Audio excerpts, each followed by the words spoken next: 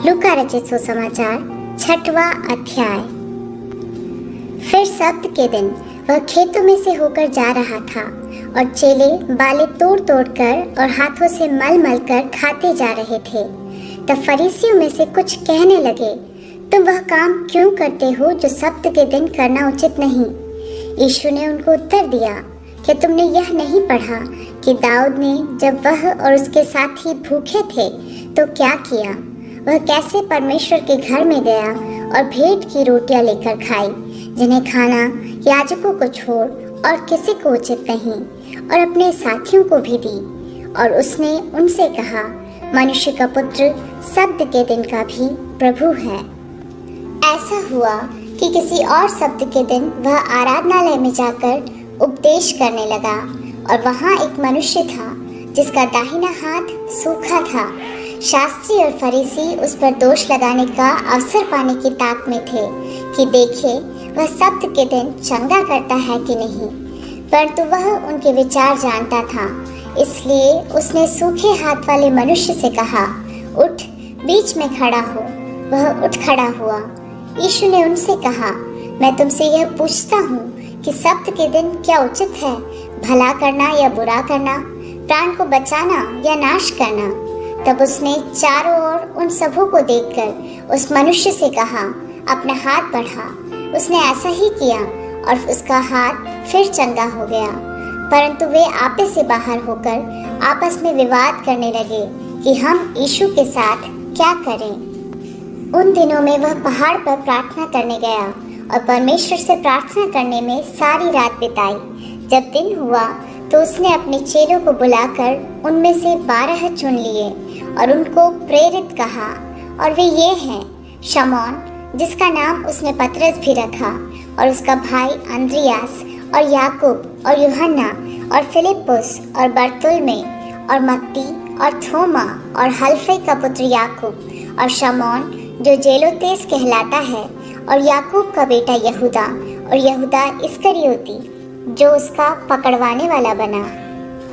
तब वह उनके साथ उतरकर चौरस जगह में खड़ा हुआ, और उसके चेलों की बड़ी भीड़ और सारी यहूदिया, यरूशलेम और सूर और सैदा के समुद्र के किनारे से बहुत लोग जो उसकी सुनने और अपनी बीमारियों से चंगा होने के लिए उसके पास आए थे, वहाँ थे।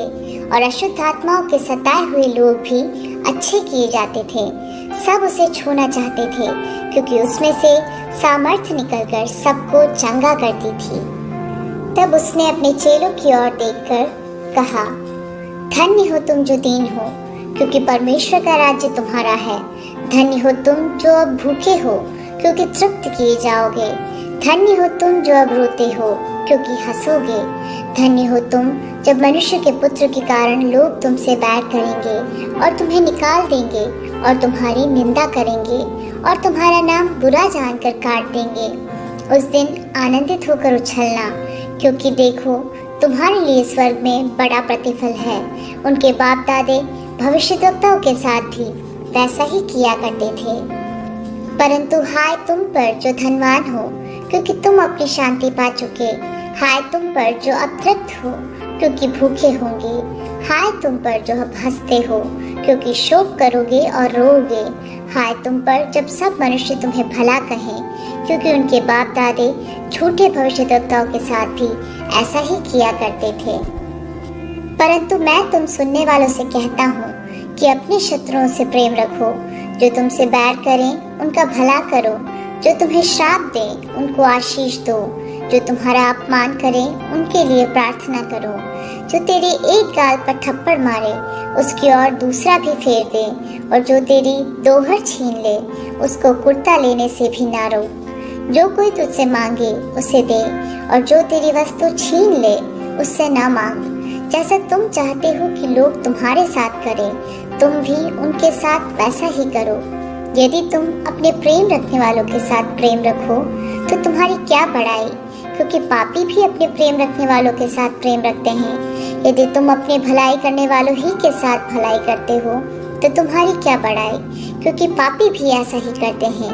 यदि तुम उन्हें उधार दो जिनसे फिर पाने की आशा रखते हो तो तुम्हारी क्या बड़ाई, क्योंकि पापी पापियों को उधार देते हैं कि उतना ही फिर पाएं। वरन अपने शत्रुओं से प्रेम रखो और भलाई करो, और फिर पानी की आशा न रखकर उधार दो, और तुम्हारे लिए बड़ा फल होगा, और तुम परम प्रधान के संतान ठहरोगे, क्योंकि वह उन पर जो धन्यवाद नहीं करते और बुरों पर भी कृपालु है।